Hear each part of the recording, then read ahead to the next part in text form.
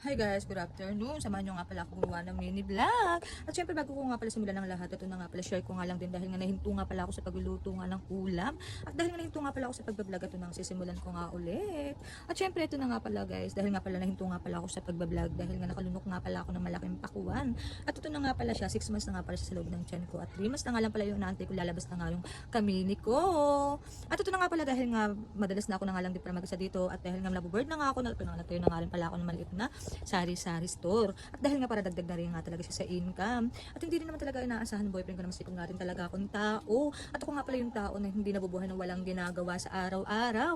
At dahil nga masipag nga akong tao, kaya ito samahan nyo nga pala ako maglinis ng bahay.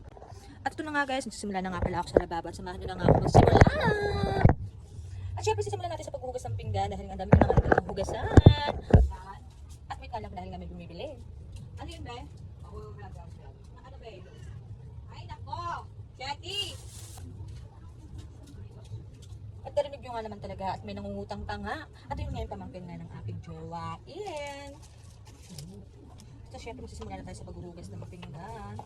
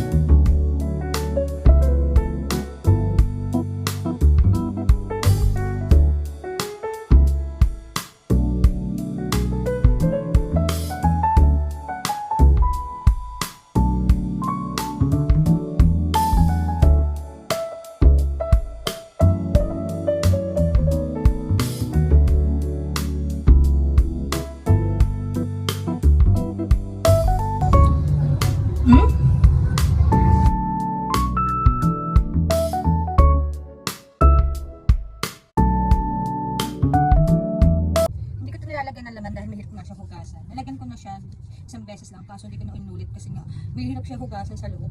Hindi mo siya mababrush kasi wala kaming maliit na brush. Kaya ang ginagawa ko, hindi ko na siya sinasalinan. Ganito na lang siya. Ay! Yung paglilinis ko naman ng bahay, everyday naman to. Ganun lang lagi kong ulit din dahil exercise ko na rin siya. Siyempre, buntis ka tapos malapit ka na rin mga anak. Kaya ito, tamang exercise na lang din ako. Yung paglilinis ko ng bahay, exercise na lang siya para sa akin.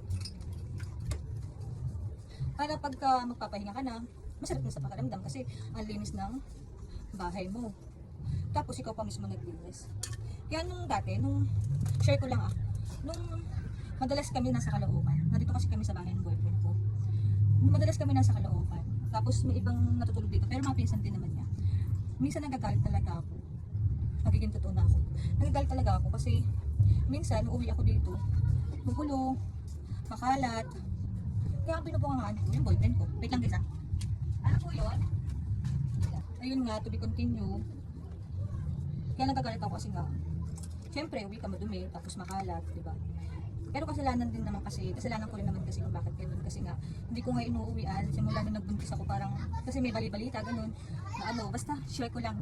Pang-akin nga lang pala yun kasi nga, hindi ko pala siya share kasi pang-akin lang siya. Tapos hanggang sa bahay na kami nag-stay kay mama, sa mama ko. Tapos, nung parang inaswang ako doon sa may pit dahil nga buntis nga ako, inaswang nga ako. Tapos nakita siya ng pinsan ko. Kaya ang ginawa ko, dito na lang ako nag-stay. Tapos nung dito na ako nag-stay, wala namang aswang, kasabihan lang, meron daw dito. Pero feeling ko na wala. Ganun. Pero ingat pa rin kasi nga jaundice na. Tapos, Pagkatapos nun, ayun, dito na ako nag-stay, tapos nagtayo na nga ako ng maliit na sari-sari store. Wala kahit na wala akong kasama, okay lang, tapos di ako maboboring. Kasi minsan, ang buntis pala, syempre first baby mo, tapos unang pagbubuntis mo, parang nakakaiyak, parang ganyan kasi nga, naiiwan kang mag-isa. Dati din, nung parang, basta dati din, nakisama din ako, pero iniiyak ko din lahat eh. Kasi nga nakakaiyak talaga, lalo na pag nawawalik sa magulang, sa mga kapatid mo, tapos di ka talaga masaya, ganun. Kaya dito naman, masaya naman ako syempre. Masaya naman ako, lalo na pag nandiyan yung boyfriend ko, masaya ng puso ko. Tsaga-tsaga lang. And then, ayun na nga. Patapos na nga pala ako guys. Binabalik ko na yung mga tinanggay ko. Di ba ang dami nilang walang laman? Kasi nga, ang hirap nga nilang hugasan. Nakakatamad pagka nagugas ka na. Tapos sobrang babait pa ng mga kasama ko dito sa bahay. Lalo na yung mama ng boyfriend ko. Susuportahan ka talaga. Tapos ng ate niya, mamahalin ka. Ang sarap kaya sa piling na mahal din yung partner mo ng magulang mo. Ganun din yung sa'yo. Mahal ka rin ng magulang ng partner mo. Hindi yung ang dami pang sasabihin. Ito, nakasama ako nang wala akong narinig. Tinanggap ako ng buong buo, walang kulang, walang labis. Masarap yung ganun. Kaya kayo, kung pipili kayo, syempre doon na kayo sa mahal kayo ng magulang. Syempre mahal din dapat kayo ng anak. Di ba? Hindi yung mahal na kayo ng magulang tapos di kayo mahal ng anak. Aray ko tiya, masakit yun. By the way, kaya pala wipes yung ginamit ko kasi para tapon na lang ng tapon. Di ba? Kasi pag basahan, laba-laba, tulad nito, nilabhan ko bago ko nilampaso, di ba? At yun na nga pala yung natapos natin. At thank you nga pala dahil sinamahan nyo nga pala akong mag-mini vlog. At ang mini vlog ko nga pala ngayon paglilis nga ng bahay. Ayun lang, thank you for watching. God bless you all.